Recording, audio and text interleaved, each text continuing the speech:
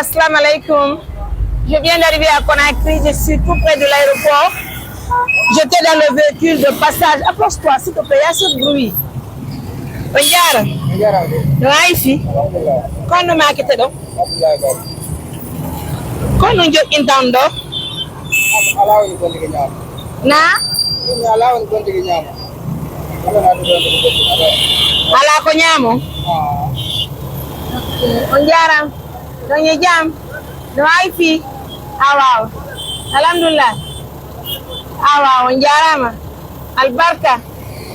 E ko modi Abdoulaye makete don. Konto wotto. Okay. Ara min ko Mariam Touré bindete. Mbeɗen ƴeewi mission Accra ko joni min jippi mbeɗen yaade Mamou haray partenaire ɓe amen no leddi men mbuuɗi sonnajo mo France o jaɓalɗi nen haali ko Y moni mbuɗɗin ardiɗe ɓaymi hini ko min garoyo toon to harayno ɗo s'il vous plaît 1 2 3 4 5 6 7 8 9 10 1, 2, 3, 4, 5, 6, 7, 8, 9, 10. 1, 2, 3, 4, 5. Il y a 500 000. Alors 500 000 là, quand il y a qui sont morts en casoud. Parce que nous donnons et puis qu'elle ne sait pas plus. Regardez la route. Regardez tout ça là. Elle est plus dans salade. Approche-toi, pardon. Bien. On va marquer la pause. Amen. Amin. Amin. Amin.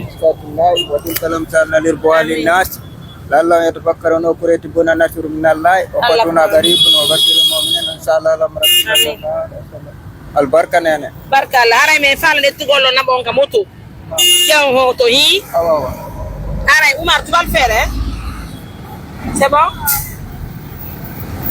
tu peux le prendre on va aller ok il mo jango wala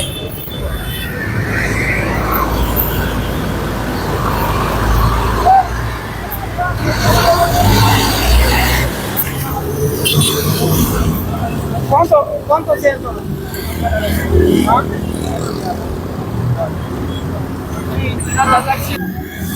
Bronco taxi. Bien. Voy a estar en la bebeto. De la calle que hago con cambio de carro. Okay. Pose.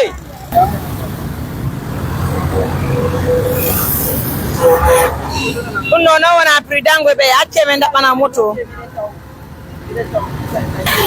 Voilà, nous venons à peine d'arriver à Conakry. Vous mariez, c'est bon. C'est bon, il me vient non djabata.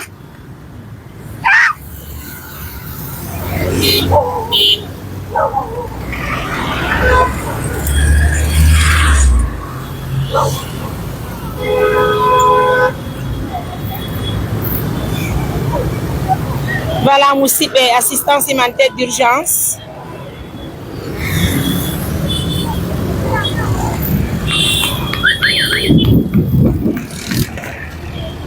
Oumar de Jabal.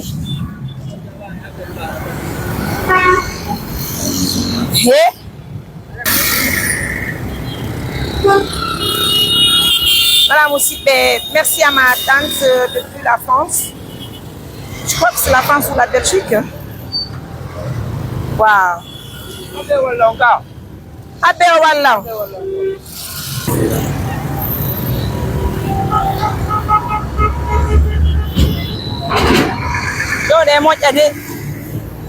C'est pas mieux le transport.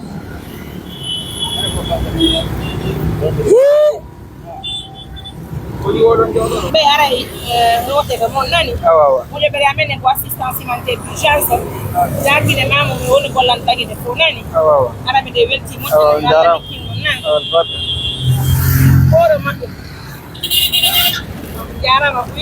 Jaram albarka.